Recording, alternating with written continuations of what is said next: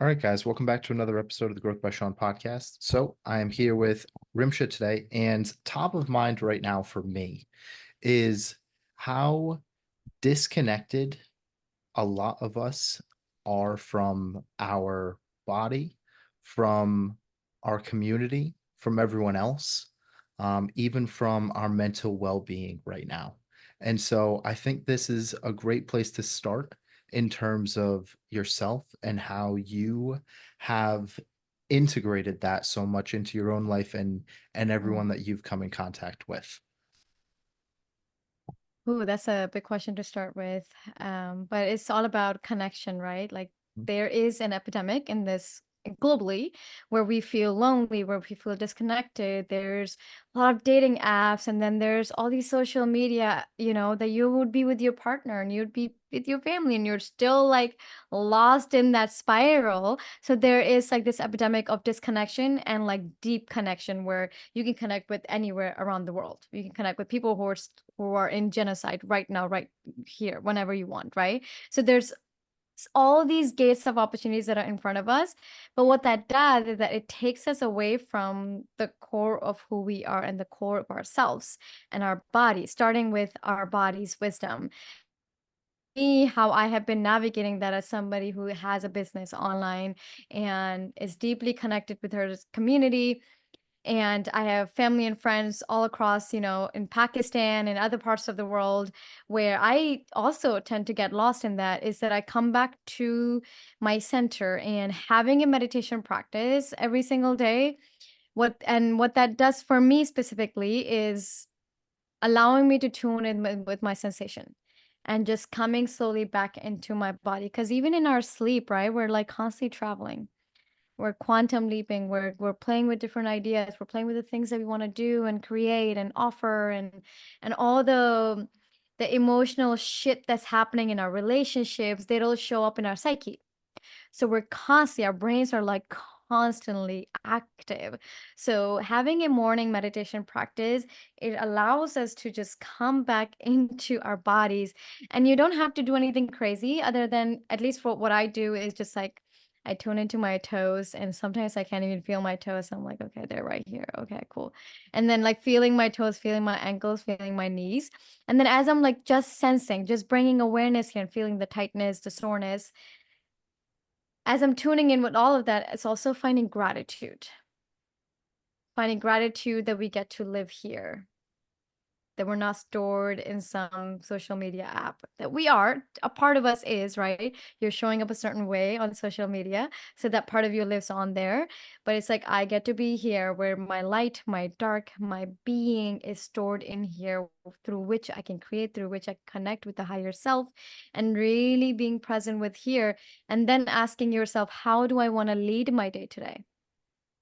And like having that alignment, having that focus helps us to show up in all areas of our lives with that intention. What is this serving me and my higher self? Does this bring love to my life? Does this bring peace into my life? Does this bring growth in monetary or spiritual or emotional way? And just having that intention and attunement, and then having that agreement with your body, mind, and soul, then leading our lives, is what I have found to be really, really helpful because of this, how easy it is for us to get disconnected now. Yeah, that's really beautiful said is a great way just to start a conversation here. And there's Mhm. so much that resonates with myself and how I can even feel on a daily basis and these ebbs and flows of emotion and turmoil and happiness and sadness of just the day-to-day life of what's happening and finding this sense of grounding myself and finding those Mhm. small little moments of gratitude to appreciate what is happening inside and also Mhm. outside. So I want to also give you the floor to introduce yourself and just give us a little bit of background about who you are and Yeah. what you do, and that will lay just a better foundation for everyone that's listening. Yeah, for sure. I totally forgot to introduce myself. I didn't ask. So I my didn't ask. I didn't ask. So so my name is Rimsha Warda. I am an intimacy coach, and I'm also a combo practitioner and an energy healer. I wear many, many different hats, but my deep desire, and what my mission is in my work is to lead people through deep self-intimacy, to be leaders in their life from a place of wholeness, meaning nothing that I do or create is tied to my worthiness. I do it because I can. I create because I can. So my work is with feminine leaders, so that they can go out there and create beautiful things and serve the world, but from this place of deep wholeness, from their ability to have an incredible relationship with their partners. Is oftentimes that happens with leaders a lot. Is that we are always outpouring and giving out to the rest of the world, that we forget what our needs are, or how to actually provide to the people that are closest to us, because our worthiness, our monetary value is tied to that work, that job. So, especially in this day and age where all of us are working and bringing money home, there is no traditional, role that's set in place. I find that this work is so necessary for us to come back into our bodies, come back into our soul, into our wisdom, and recognize that we get to connect with our womb wisdom that's guiding us. So that's why I choose to work with women primarily, and our yoni, and our cervix, and connecting to our lower three chakras, because we're, as a collective, living up here on our higher three chakras, where I wouldn't even say we're in our third eye. We're like actually living in our minds. We're living in a mind that is constricted by just our orientation. So I was actually once upon a time in the military, and one of the things we learned was OODA loop. And OODA loop is how a leader thinks and makes decision in combat. And number one step for that leader is OODA loop. In OODA loop is orientation. And I learned that orientation is what is happening in the mind based off of where you were born and raised, and what your birth givers were like, what societies you were part of. And those are the things that make you who you are. But is that your true reality? Is that your true essence? No, of course not. You're not your parents. You're not your lineage that you're coming from. You are the divine itself. And so, if we can drop into the deeper aspects of our body and connect to our hearts, that is the center, the core of our being, and connect to the wisdom of our solar plexus and our womb and our yoni and the rest of us, we can really create and walk in this life as leaders from this place of deep self-intimacy. So that's kind of what I do. And um, please let me know if you have any questions regarding that. Yeah. Um, my first thought from here is a lot of us are looking for something outside of ourselves, and especially in terms of intimacy, how do you help people find that balance between pleasing their partner but also pleasing themselves? Hmm. Yeah, this is a cyclical pattern in most clients that come into my space. Like, how can I provide this to this person? Or how can I get something out of this person? Mhm. Right? Like, how can I experience these things? And one of the core pillar in my work is that the reason why I say self-intimacy is because the intimacy starts here. Your purpose starts here. How are you serving yourself? How are you nourishing yourself, rather than going outside? And that's where the worthiness tie in. Like, oh, if I do this, if I get there, then I will be successful. Then I will be enough. Then I will be able to manifest this partner or manifest this wealth. So the focus is, can you create love that you're sourcing out of others within yourself? Can you create radiance that you're desiring from makeup and dressing a certain way, or showing up in certain fashion style? And can you create that radiance within yourself? Can you create that success, that energy of, I feel fulfilled right here, right now? So we actually journey deep into our bodies and excavate, what are you desiring? And what is holding you back from that desire?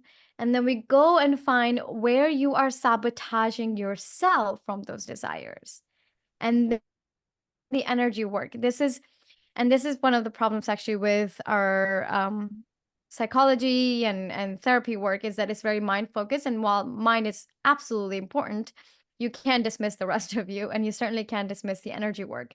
And so, if you just actually, I'm reading this book called The Big Leap, which is really, really good book. But it's all about mindset. And mindset is a good place to start. It's like, okay, I want to love myself. Great. Is that enough though? How do you love yourself? How do you source that energy? So I'll give an example of my current client.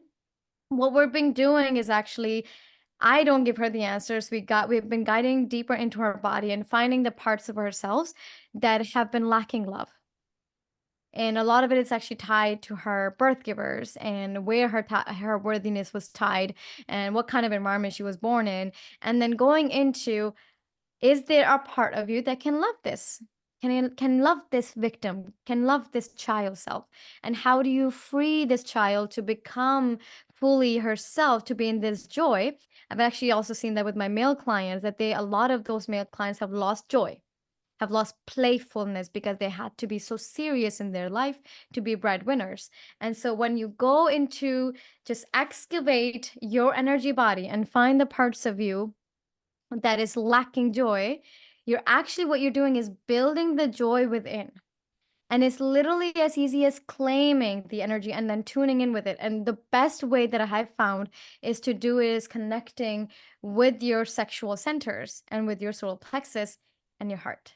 So really focusing on your lower body, and every single session that I see in my clients, we do embodiment work. So what that means is, we'll start with breathing, then we'll start with movement, and then we'll sound this part of us. So if you go and journey into your heart, and if you hear the sound of your heart, what you're doing is allowing your heart to speak. You're allowing your heart to have a movement. How does it want to move? And how does it want to actually open up the space for creation? So it's a very deeply in tuned work. Most of my healing was so out of body, so spiritual, so or mind focused. It was like very mind focused, very spiritual focused, and now it's like merging all the three together and then bringing in that attunement within our bodies, because this is really where, this is why we're giving this temple, this vessel, because this is where we can really create. And one last piece I'll add to this is that when you're connecting to your body, your nervous system is actually, your whole nervous system up here is connected to those wiring that is out down here. So, for example, you have a giant brain. 96% of your brain is frontal lobe, which like loves survival, loves, reasoning, logic, things made sense. It loves it. And then there's a limbic system, and limbic functions like to, this is where you're able to actually express what you're facing. And it's a very tiny part of your brain, and most of us live in the frontal lobe. So, but if there is no logic to cry, we don't want to cry. But the limbic function, when you give in to the limbic part of our brain, it allows you to not only cry, but to feel deep levels of joy, deep levels of pleasure in your life. But how would you access your limbic function? How would you let it know that it's safe for me to be there? For me to be primal and instinctual, meaning behaving in a very primal way, in a very animalistic way, right? So we actually have a primal brain, which is the oldest, most ancient part of our brain, is also really, really deep in the back of our brain. And in order for us to actually get to the primal brain and do deep root level healing, we actually have to convince the brain, the frontal lobe, like, hey, it's safe for me to be there. And we do that through breath work. And when the breath work happens, that's where the frontal lobe starts to melt away, and then the primal brain kicks in. And that's why, if you've ever witnessed people going through breath work, you'll see their bodies are jolting, they're crying uncontrollably, they don't know what the hell is happening. Things, they're just purging.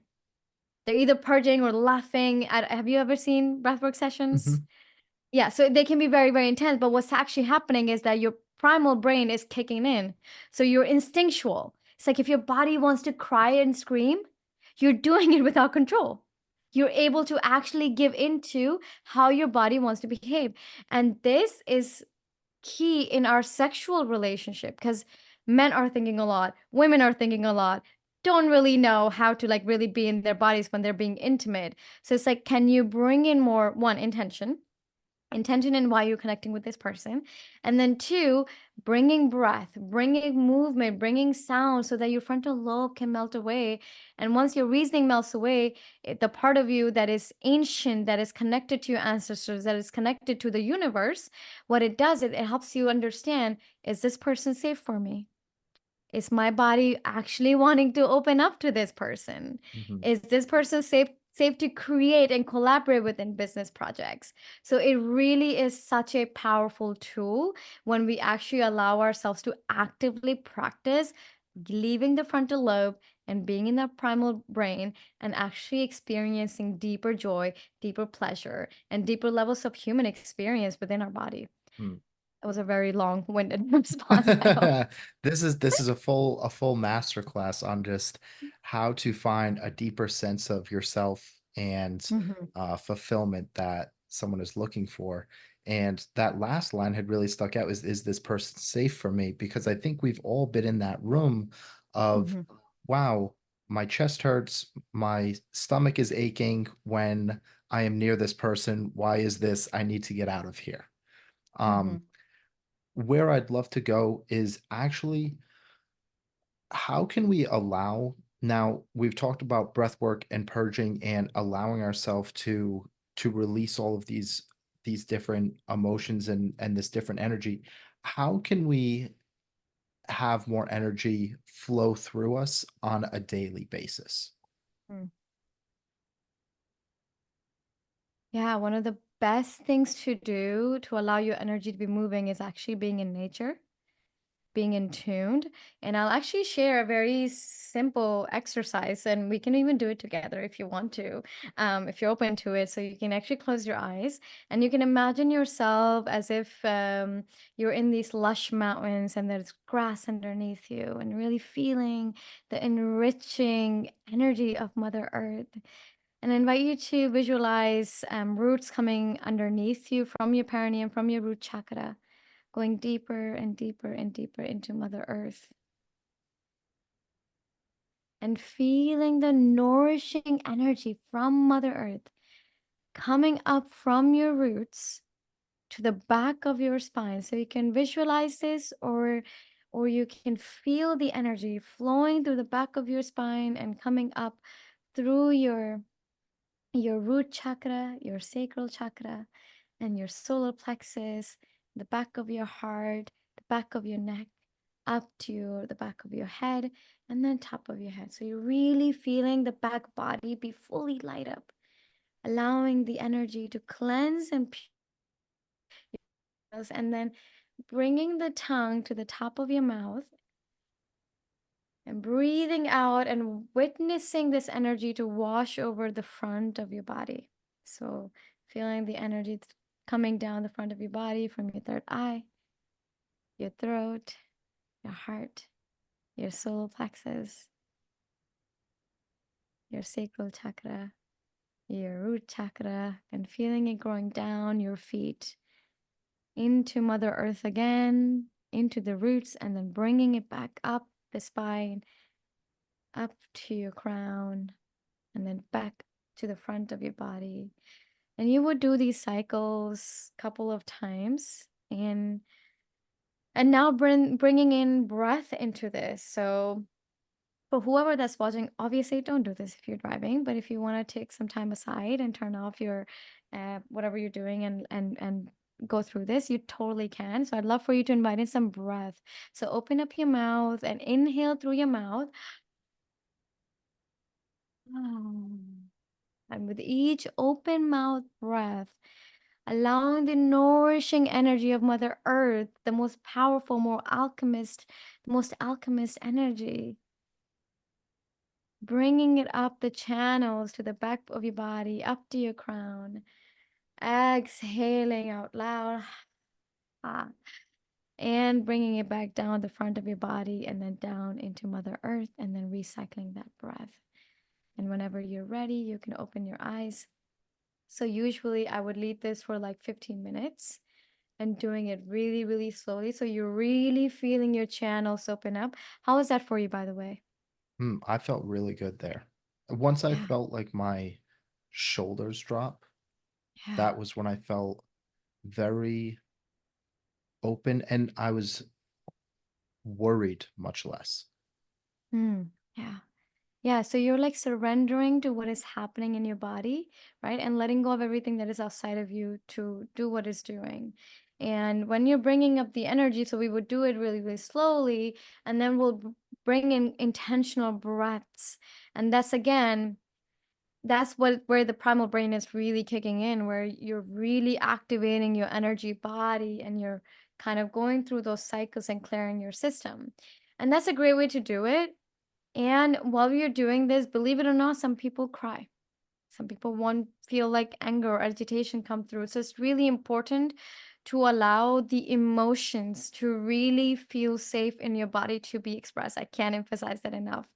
Um, I was a Marine once upon a time, and obviously, like for most people, it's not safe for you to cry in the middle of the workday.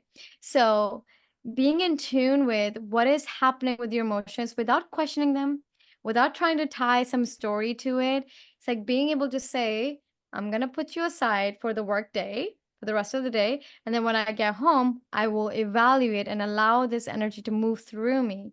We have so much just blockages over time for decades. So, what I have found when people are going through their spiritual awakening is that they're literally like, there's just energies just shaking. So, for the first few months or even few years, they're just purging. They're just letting go of shit that is not them.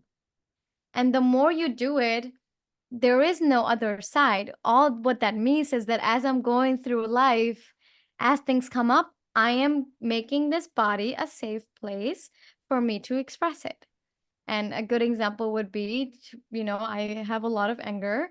My father was a very angry man, so it comes up a lot for me. And I have given myself like a ritual to allow that rage to exist through me without it being like pent up dark energy that I'm projecting on other people. Like I'll like literally sit in front of a pillow and just like hit my arms and like punch it until like I'm really allowing the sound of the screams coming through me, not trying to make sense of it, not trying to put a story to it. Obviously, there's reasons for why people feel angry, but ultimately, your body just wants to process what it has gone through.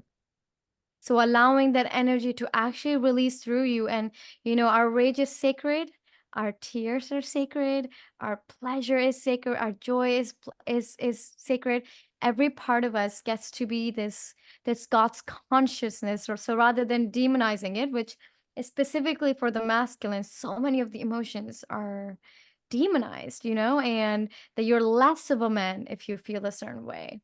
And if you can really give yourself that safe container, not your woman, not your girlfriend, not your work people, maybe your therapist, maybe your healer, but having a safe container in your body to say that when uncomfortable feelings come up, I know that I am the safe person to release them rather than hold them back, because otherwise it just all bursts through and then it shows up in our relationships.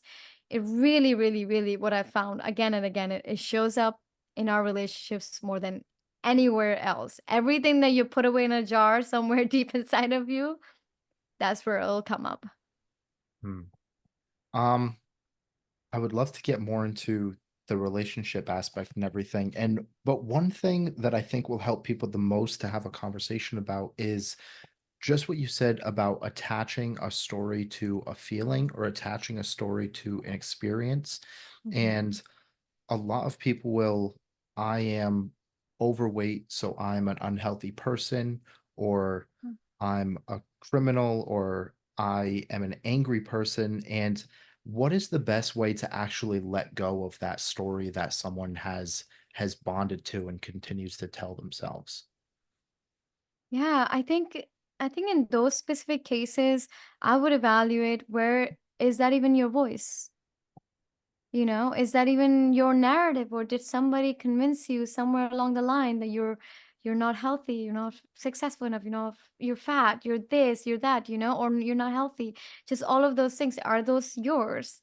And then asking yourself, is this how I truly want to feel? So specifically, if you're going through a fitness journey, the best thing you can do for yourself is to actually have affirmations that I am healthy. Every day I'm choosing to go into the gym or eat clean or show up for my body, I am healthy. I'm doing the right thing, and having that like positive self-talk. And even as you're having this positive self-talk, it will bring up every part of you that wants to fight against it. We all have those inner demons. We all have those voices that aren't ours. They may be coming from somebody who's bullied us, or our exes, or whoever voices. They all are in our heads. And it's like, can you make the sound of your brain, the part of your brain that is positive, louder? meaning I am healthy, I am healthy, I am healthy, I am lovable, I am lovable, I am worthy, and really holding on to those words. There was actually a whole experiment, water crystal experiment, where this Japanese scientist, he set affirmations to water crystals, just water samples, and then when he saw them underneath the microscope, he saw the symmetry and how beautiful they looked. And then the ones that he was talking shit to, he was saying, "You're not worthy, you're not worthy." He was seeing how those crystals had no symmetry and they actually look distorted, and that's the same thing with us. So there's so many people out there who are ready, who may be ready to attack you, but like, can you be that one person for yourself to love yourself through your journey, right? It goes back to self intimacy. Can you love yourself first? Can you see yourself as enough more before anybody else? But yes, I'd love to explore the relationship aspect because, of course, that's a huge part of what I Yeah. do. So yeah, Yeah. feel free to ask. Yeah.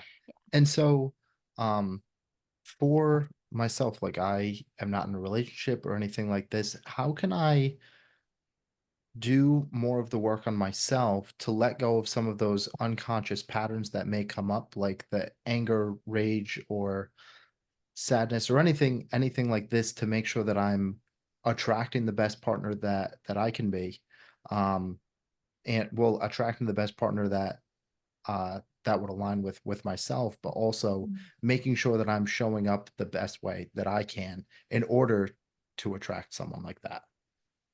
I love the your curiosity around um being the best version of yourself for your partner. I think that's really, really beautiful that you're already thinking about that. I can share something that I've personally done because I went through a really cathartic divorce a few years back. And I remember being in it and felt all these like really heaviness and darkness and anger and even hate towards this person. And a lot of that healing for me was, well, as I was going through the healing journey with that relationship, I realized that, man, I can really be in this forever, or I can really expedite this process and call in the partner of my dream and really work through with that person. And I actually like sat down and journaled everything that I was desiring. I dreamed as big as possibly as I could, and I wrote down in details what I was calling in. So having that clarity on who do you desire to call in, and then asking yourself, is the person I'm calling, am I ready for that person? Right? So in my case, I was calling in a king, and I looked at myself, I'm like, am I a queen? Am I standing as a queen? If I'm asking for a man to be this strong, do I have the ability to surrender as deep as I desire to? Right? So seeing who you're calling in and then working on becoming that person, that energetic match. So I would love to know, who are you calling in, actually? So we can explore this right here, right now, if you're open to it. Oh my God. Um, Maybe just like two hmm, traits, two big things that you're calling in. hmm. My biggest trait that I am looking to call in is someone that is trustworthy Mhm. and someone that would believe in me. Yeah. And so the question I would ask you, if you found that person and somehow the trust was broken and they didn't believe in you, would you still love yourself? Would you still trust yourself? Yes.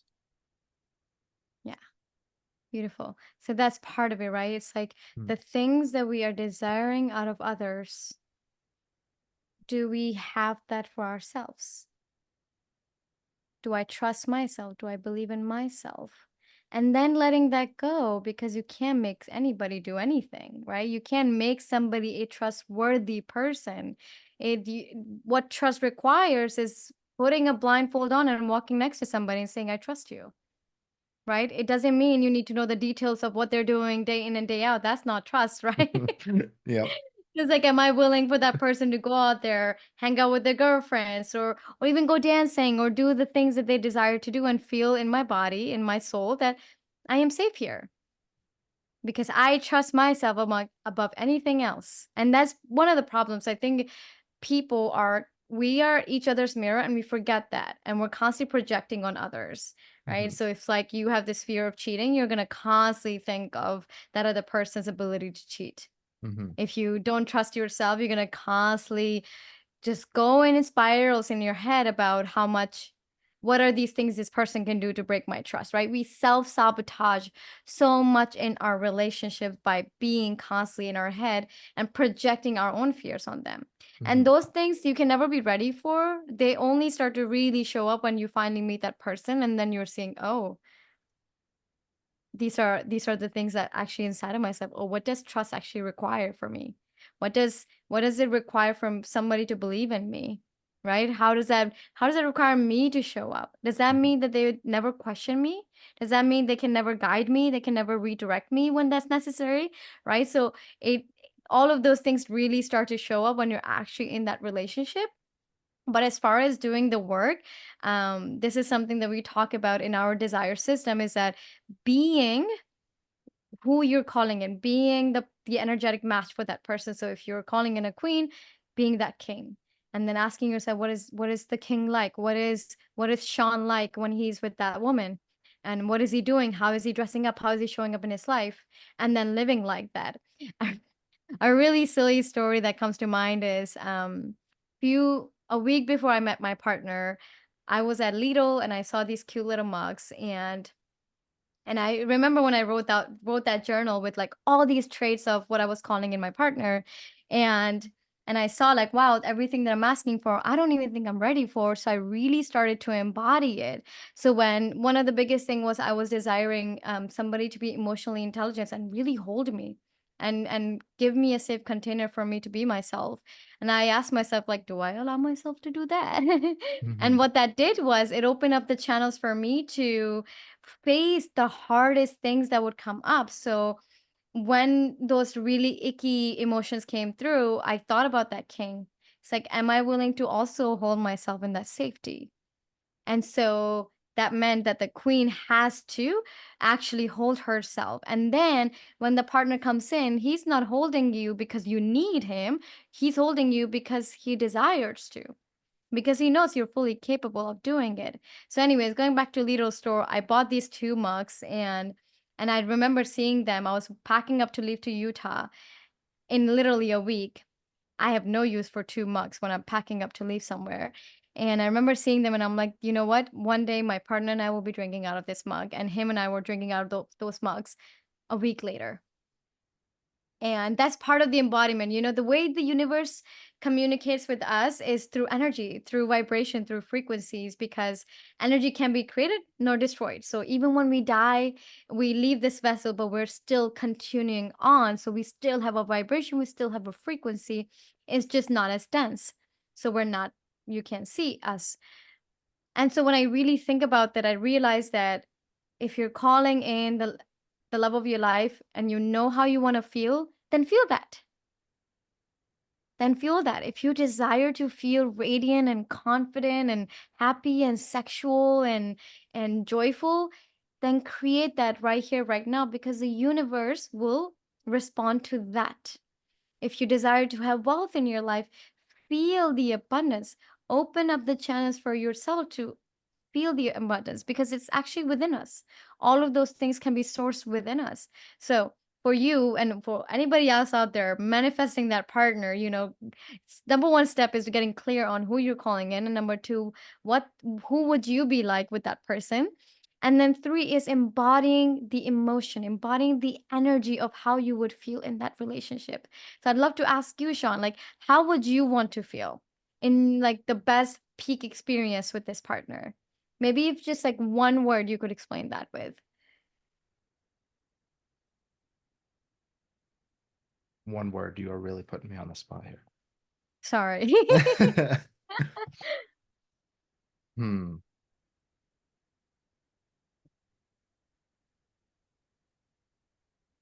I would say a deep sense of fulfillment, and we can just stay there.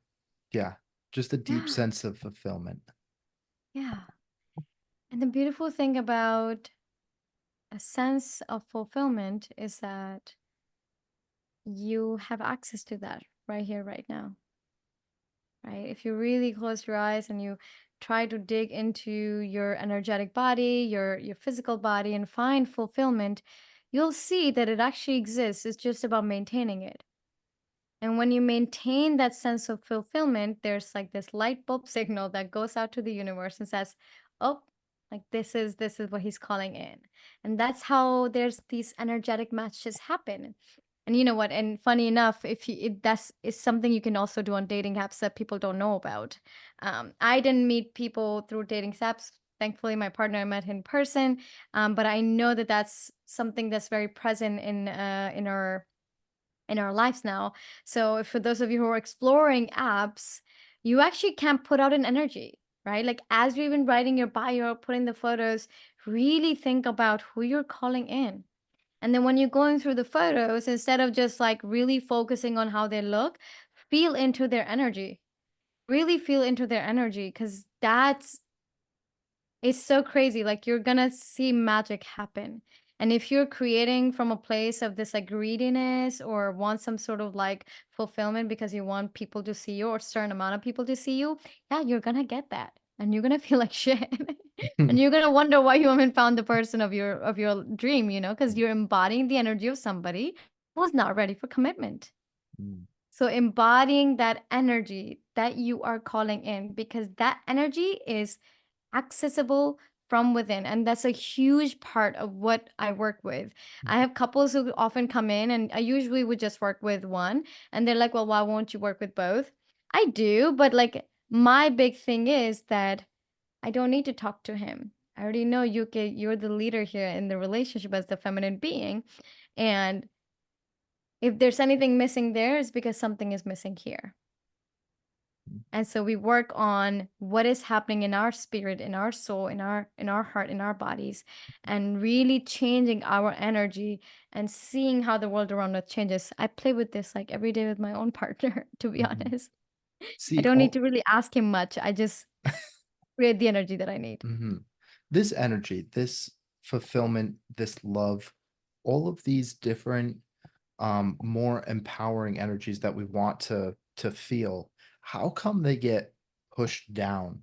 And why is it so difficult for all of us to continue to remind ourselves that this is how Yeah. we want to feel, and actually this same word that you use of embodiment actually embody this energy that we want to feel? Yeah, thank you for that question. You know what? No matter where you come from, nobody's safe from judgment, pain, and societal pressures. Like in any society, I would even say, I would even be confident enough to say, even in indigenous tribes, where there's this pressure, you know, we're born into this world with this childlike curiosity, we're loving life. I just saw on Instagram this reel of a kid laughing with like his dad was like picking up a tape and he would just lose his shit. Like the kid is laughing out loud because they find it funny.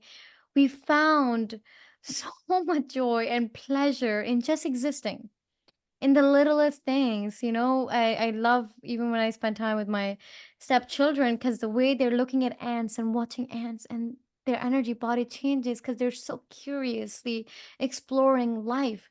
They're not being forced to create. They're not being forced and judged based off of their grades. So this whole thing starts on so early that oh, my worthiness or I am my worthiness is tied to something, or I am only lovable when fill in the blank, you know? So those belief systems, they all make up in the first few years of our life, especially I would say womb till 10-year-old.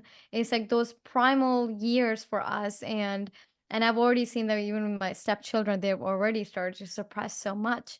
Like those that you're talking about, these really basic needs. Oop, am I frozen? You Am I were frozen? frozen. Okay. Oh, there These you are. these like basic needs that we have to be loved, to be lovable and to feel fulfillment, to feel yeah, just the things that make us who we are, they're just so natural to us. We forget the word divine in its essence. Like we're here, we've been created. That alone is enough for us to live this life with abundance and feeling whole and loved rather than only if I do this, only if this, only if this, because those things are created from our birth givers, from society, from the world around us. And I think that that's something that we all are a victim of. It's like we are born with this like deep knowing of who we are, and we're in the highest vibration of love and play, and then we forget. And then we walk that journey back home, I think I would say for most people in their 30s or late 20s, where they're realizing like, oh my gosh, that's not who I am. And all of those things that I've pressured myself to do aren't for me. And even relationships, we go into relationships thinking they serve us, but we're just playing the same drama, same cycles that we've gone through in the beginning of our lives. So yeah, all of this happens in our childhood. Mhm. So going back into the relationships, when you're looking at everything is a mirror, and just like you said now, where we're playing this same story over and over, how can you start to realize that even before you're getting into a relationship, or when you're in a relationship, how can you, okay, now I'm aware of this, I can change this? Mhm. Yeah, I would say self-awareness first. So really staying in tune with our own insights, like what is actually happening, how we're actually feeling in a relationship, and then like seeing that other person, how they're behaving, what kind of love they're providing to us, but from a lens of I call this person in. I created this person. Why am I not getting the kind of love I desire? Where am I missing that inside of me? So rather than projecting, because projecting is so easy to do, right? It's so easy to say, well, it is your fault. And especially in the first few months of relationships, I think it's so rose-colored glasses kind of life that we live. And that's something that I did with my partner.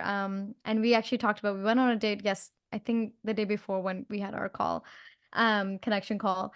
And we had such a beautiful conversation around he was saying basically all the red flags. You were like a walking red flag. And I was like, I was really curious to know what that meant, what he meant by that. He said, I met you, and on our first day, you told me all the worst things you've done in your life, everything that you're desiring. I talked about everything.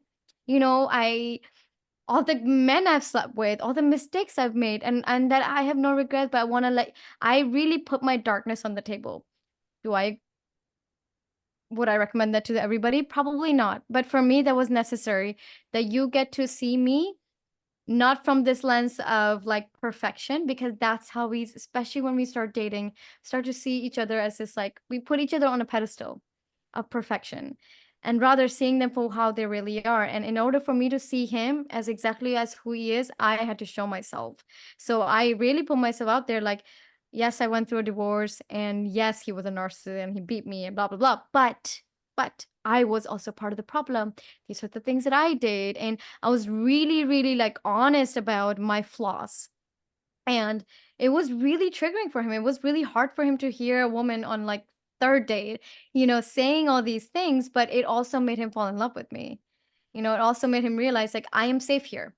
I think those are the words he used, that I feel safe here because and then this is has been the trend for our relationship specifically, where when I do make a mistake or I feel like I just enraged or projected, it'll take like maybe 12 hours and I'll come back like, oh my gosh, I projected, I did this. This is why I did this. And I'm so sorry. How can I do better? Do you feel still safe with me? And using those keywords to ensure that not only he's understanding where I came from and I am forgiven in this, but also is he continuously feeling safe with me? Safety is necessary for both men and women. I know it's typically the women, physical safety is really necessary, but emotional safety for men is also absolutely necessary. So notice for me, like those projections have been a huge gift because I still project. I'm still a human being. I still project, especially when I'm starting my bleed cycle. It's like this fogginess, our hormones, it's actually one of the things that I teach to women so that we can understand what's happening in our body so we can really show up authentically and communicate with our partners what is happening internally so that they can best support us. So around luteal cycle, with our all our levels dropping, we become really foggy and we start to like project on our partners specifically. And when that happens for me, I sit with it and I journal on everything that I projected and I ask myself how much of that is true about myself. So if I'm saying you don't feel like a safe person, I ask myself, am I a safe person for myself right now? So things like that. I really, instead of like putting everything outward, I go inward and I ask myself all of the same questions. And actually, one resource that I'll drop here is Byron Katie's The Worksheet. I don't know if you've seen it. It's online. It's completely free.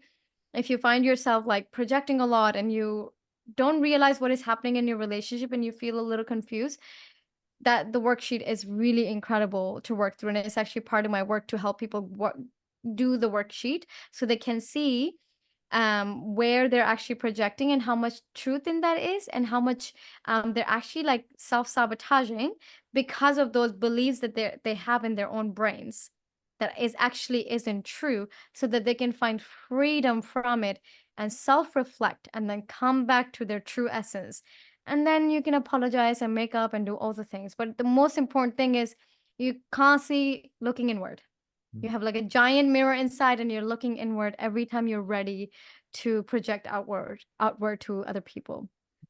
that is so helpful. And so, one of the biggest things that stuck out to me to really bring this full circle on all relationships here, the biggest thing that had stuck out to me for myself was how to ensure that women feel safe, especially on the physical side. So, we as men, what is our role in that, and how can we do the best job that we can to make sure that that is a priority? Yeah. Yeah, thank you. I would say starting with communication, like asking what they need. What do you need to feel safe? I don't think that question is even ever asked. I think that's just a lot of it is like based on assumption. It's like, oh, she's in a safe home. There's no violence in the home, so she must feel safe. But safety has so many different dimensions. So asking your partner what safety means for you, what does that require, and what does the support require? And then vice versa. I think that question needs to be spoken back, both ways. Like safety and security is so necessary for a relationship to be grounded. And so I think both of those words are necessary to be explored in a relationship. Mm. So, Rimsha, our last question here. All right. Well, first, thank you for this because this was beautiful and you're amazing to talk to. Um, Thank you. where can we find you to connect with you? Yeah, you can find me YouTube, Spotify, Facebook, Instagram, everywhere, just with my name. So you can look up Rimsha Warda. And I also have a podcast called It Is That Deep Motherfucker.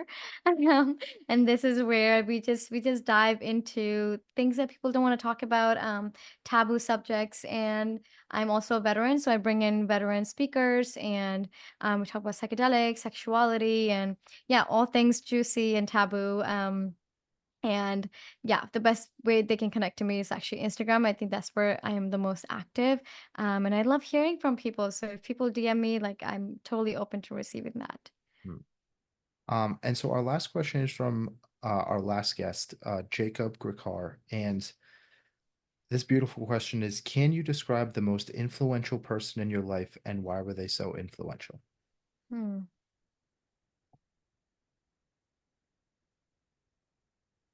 Gosh, I have so many influential people in my life. I guess the most recent one? Hmm.